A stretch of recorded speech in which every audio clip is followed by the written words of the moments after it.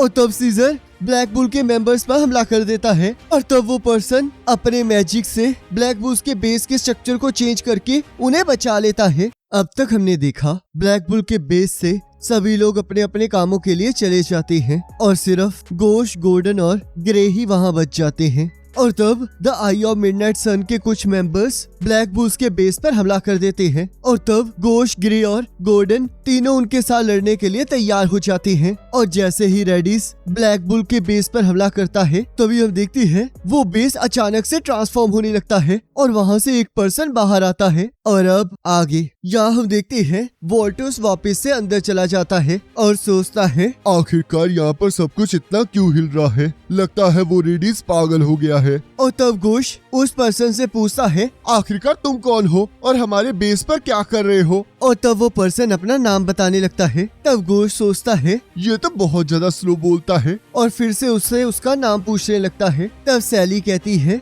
यहाँ पर तो सिर्फ 3 लोग होने चाहिए, तो आखिरकार ये चौथा यहाँ पर क्या कर रहा है। तब रेडिस कहता है इससे कोई फर्क नहीं पड़ता कि यहाँ पर कितने लोग हैं, पर हमारा प्लान बिल्कुल सेम ही रहेगा, हम सभी को मार डालेंगे। और वो सीजर को उस पर्सन पर हमला करने के लिए कहता है और वो पर्सन ब्लैक बुल के बेस के स्ट्रक्चर को चेंज करके उसके हमले से बच जाता है। तब गोश सोचता है क्या इसने सच में अपने आप को बचाने के लिए इस पूरी की पूरी बिल्डिंग को हिला डाला। और तब वो पर्सन फिर से अपना नाम बताना शुरू कर देता है जिससे रेडिस और गोश का दिमाग खराब होने लगता है। तब गोश सोचता है चामी और वेनिसा ने बताया था कि कोई घोस्ट है जो कि इस जगह को बार बार चेंज कर रहा है और कहता है क्या ये घोस्ट है। तब गोल्डन कहता है नहीं, मैं इसे फील कर सकता हूँ, तो इसका मतलब ये जिंदा है। तब गोश कहता है आखिरकार तुम इसे कैसे फील कर सकते हो और कोई मुझे ये चीज समझाओ कि मैं कैसे तुम्हारी बातों को समझ पा रहा हूँ। और तभी उसके बालों से बहुत सारी चिड़िया बाहर निकलती हैं जिसे देखकर सभी लोग हैरान हो जाते हैं। तब रेडिस हंसते हुए कहता है मुझे तो लगता है कि तुम बस इन ब्लॉक्स को इधर उधर हिला सकते हो, जिसका मतलब तुम अटैक और डिफेंस बिल्कुल नहीं कर सकते।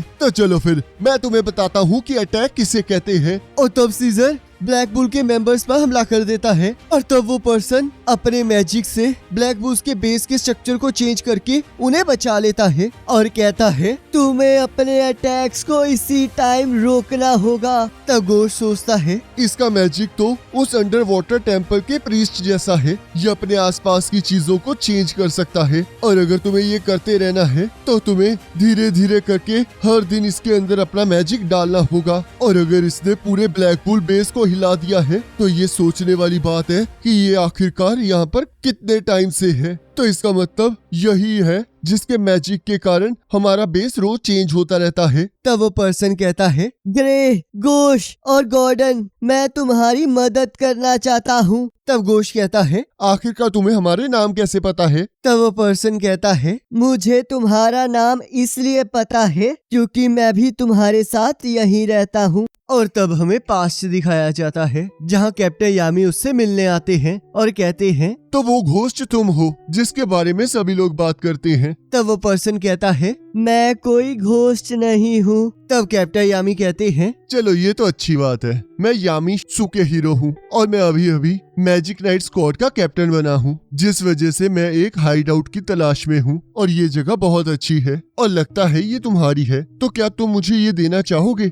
और तब वो पर्सन सभी को बताता है कि मैं उस टाइम उन्हें ये बताना चाहता था कि मुझे कोई प्रॉब्लम नहीं है, पर मैं एक अजीब सी बीमारी के साथ पैदा हुआ था जिस वजह से मैं ये कह नहीं पाया। और तब मैंने उन्हें सारी सिचुएशन एक्सप्लेन की। मैंने उन्हें बताया कि मैं सिर्फ इसी हाउस के अंदर जिंदा रह सकता हूँ और ना ही मैं किसी और के साथ इंटरेक्ट कर सकता हूँ। मैं ना ही लोगों के साथ रह सकता हूँ और ना ही लोगों के बिना रह सकता हूँ, क्योंकि मेरी बॉडी को जिंदा रहने के लिए लोगों के मैजिकल पावर की जरूरत पड़ती है और यही मेरी अजीब सी बीमारी है। मैंने उन्हें ये भी बताया कि उनके आने से कुछ टाइम पहले तक मेरे पेरेंट्स भी यहीं रहते थे, पर पता नहीं अचानक से वो गायब हो गए या फिर उन्होंने मुझे छोड़ दिया, क्योंकि कौन ही मुझ जैसे का सहारा बनना चाहेगा। और ये भी बताया कि मैं बहुत जल्द मरने वाला हूँ, तो उन्हें कुछ टाइम तक वेट करना होगा और उसके बाद वो वहाँ पर रह सकते हैं। तब कैप्टन यामी कहते हैं, मैं ऐसा नहीं कर सकता क्योंकि हम ऐसी कोई जगह पर नहीं रह सकते जहाँ पर कोई मरा हो, तो इसलिए तुम्हें जिंदा रहना होगा। और वैसे भी यहाँ पर बहुत सारे लोग आएंगे जिससे तुम्हें भी यहाँ पर रहने में बहुत मजा आएगा।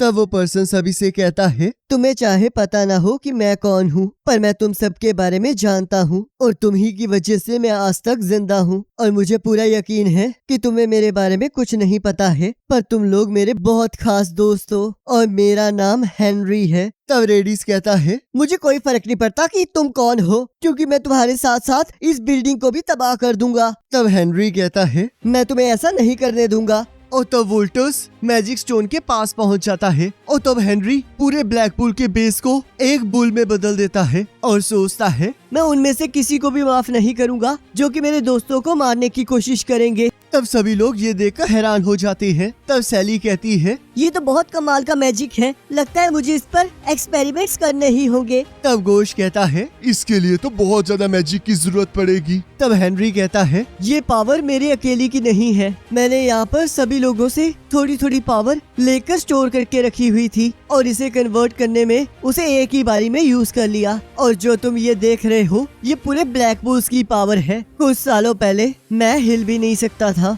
पर तुम्हारी वजह से मैं चलने फिरने लगा और इस हाइड आउट में घूमने लगा। तब गोश सोचता है, तो इसका मतलब यही वो घोस्ट है। तब हेनरी सोचता है, मैं अभी भी अपनी बीमारी को कंट्रोल नहीं कर सकता हूँ, तो इसलिए अगर मैं तुम्हारे ज्यादा नजदीक आया तो मैं तुम्हारा ज्यादा मैजिक एब्जॉर्ब कर लूंगा, तो इसलिए हम आमने सामने नहीं मिल सकते। पर वहाँ पर एक बच्चा था जो कि हाइड आउट में गुम गया था और उसने मेरे रूम को ढूंढ निकाला। और जब मैंने उसे कहा कि उसे मुझसे दूर रहना चाहिए, तो उसने कहा कि उसके पास तो कोई मैजिकल पावर ही नहीं है। और उसके बाद वो हर रोज मेरे कमरे की साफ सफाई करने आता था। और हाँ, मैं भी तुम में से एक हूँ, मैं भी एक ब्लैक बुल हूँ। और तब हम देखते हैं पास्ट में कैप्टन यामी उसे ब्लैक बुल की रोब देते हैं और कहते हैं, अगर तुम किसी दिन इस बिस्तर से उठ पाए और तुम्हें लगा कि तुम्हें अपने दोस्तों को बचाना है तो तुम इसे पहन सकते हो। और तब हेनरी ब्लैक बुल का रोब पहन लेता है, जिसे देखकर ब्लैक बुल्स के सभी मेंबर्स हैरान हो जाते हैं। तब रेडिस कहता है, फिर क्या हो गया, अगर तुम इतने बड़े हो गए हो, मेरा नंबर 0 तुम्हें फिर भी हरा देगा। और तब सीजर जैसे ही ब्लैक बुल के बेस पर हमला करता है,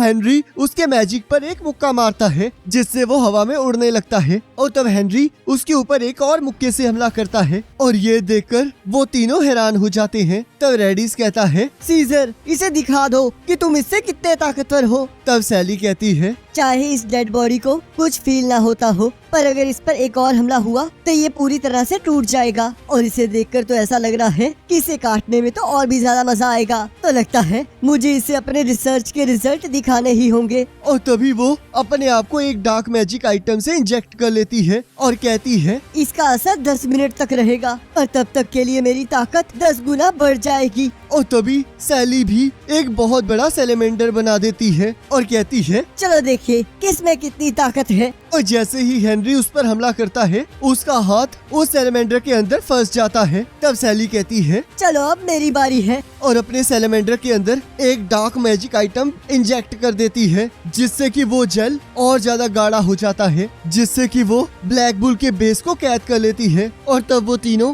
हेनरी की मदद करने के लिए उसकी तरफ भागने लगते हैं। तब ग्रे कहती है, पर आखिरकार अब हम करेंगे क्या। तब गोश कहता है, गॉर्डन और मेरा मैजिक इस लड़की के खिलाफ बेकार है, तो इसलिए ग्रे तुम्हें इसके मैजिक के एट्रीब्यूट को चेंज करना होगा। तब ग्रे कहती है, पर मैं इतनी बड़ी चीज को ट्रांसफॉर्म नहीं कर पाऊंगी। तब गोश कहता है, मुझ पर विश्वास रखो। और हम देखते हैं वो अपने मिरर मैजिक से उसके बहुत सारे क्लोन बना देता है और ग्रे अपने मैजिक से उस एलिमेंडर को एक प्लांट में बदल देती है और कहती है, अब इसके ऊपर पॉइजन जरूर काम करेगा। और तब गोल्डन अपने पॉइजन मैजिक से उस एलिमेंडर को तबाह कर देता है। तब रेडिस कहता है, बहुत हो गया, जाओ सीजर और इन पर हमला कर दो। पर सीजर जैसे ही गोश और गॉर्डन पर हमला करने लगता है, हेनरी अपने मैजिक से सीजर को एक बहुत जोरदार मुक्का मारता है, जिससे वो तबाह हो जाता है। तब रेडिस कहता है, लगता है अब हमें अपना ट्रम्प कार्ड यूज करना होगा। पर तभी वॉल्टस आकर उन्हें रोक लेता है और गोश सोचता है, आखिरकार ये बंदा पूरे टाइम था कहाँ। तब वोल्टोस कहता है। जो हमें चाहिए था वो हमें मिल चुका है, तो चलो वापिस चलते हैं। तब रेडिस कहता है। पर हम इन्हें बिना मजा चखाए नहीं जा सकते। तब वोल्टोस कहता है। हम तुम्हारी इस बेकार सी जिद की वजह से अपने मिशन को खतरे में नहीं डाल सकते। और तब हम देखते हैं वो लोग उस मैजिक स्टोन को लेकर वहाँ से चले जाते हैं। तब गोश्त कहता है। और आखिरकार ये क्या हुआ, पता नहीं अब वो हमारे हाइड आउट से क्या ले गए हैं। तब गोल्डन कहता है। मुझे इसके बारे में कुछ नहीं पता, पर मुझे खुशी है कि हम जीत गए और इस लड़ाई की मेमोरीज मेरे लिए बहुत ज्यादा वंडरफुल हैं। तब ग्रे कहती है। मुझे तो इस चीज की खुशी है कि हमारा हाइडआउट बच गया है। तब गोश्त कहता है। क्या तुम्हें सच में ये बचा हुआ लग रहा है? और तब वो हेनरी को सब कुछ ठीक करने के लिए कहता है। तब हेनरी कहता है। मैं अब इसके बारे में कुछ नहीं कर सकता। और तब वोल्टस और उसकी टीम लिच को वो मैजिक स्टोन दे देते हैं और वो उसे उस स्टोन पर चिपका देता है। और यहाँ चर्च में सभी लोग बहुत खुश होते हैं, पर तभी सिस्टर लिली को उस डीमन के स्कल से कुछ महसूस होता है। और यही चीज यहाँ पर कैप्टन यामी और वेनेसा को भी फील होती है। तब लिच कहता है। अब सिर्फ 2 मैजिक स्टोन ही बचे हैं और जैसे ही हम उन्हें पा लेंगे तब the monument of the tree of life हमारी असली पावर को हमें वापस दे देगा। तब वोल्टोस कहता है। तो तब वो दिन आ जाएगा जिसका हम इतने टाइम से वेट कर रहे हैं। तब रेडिस कहता है। और तब हम उन सभी मैजिक नाइट्स को मार देंगे और इसमें कितना ज्यादा मजा आएगा। तो बताओ हमें वो बाकी 2 मैजिक स्टोन कहाँ मिलेंगे? हम तुम्हारे लिए वो ले आएंगे। तब लिच कहता है। इसके लिए थैंक यू, पर वो मैं ही हूँ जो कि उन मैजिक स्टोन्स को ला सकता है, तो इसलिए तुम्हें अब रेस्ट करनी चाहिए। और दूसरी तरफ royal knights the eye of midnight sun के बाकी लोगों के साथ लड़ रहे होते हैं। अब गाइज आगे जो होने वाला है ना वो अनप्रेडिक्टेबल है। बस आप इन वीडियोस के साथ बने रहो ताकि आपको और भी ज्यादा इंटरेस्टिंग चीजें देखने को मिले। तो नेक्स्ट एपिसोड का लिंक आपकी स्क्रीन पर आ रहा होगा और उस पर क्लिक करके अगले एपिसोड को देख सकते हो।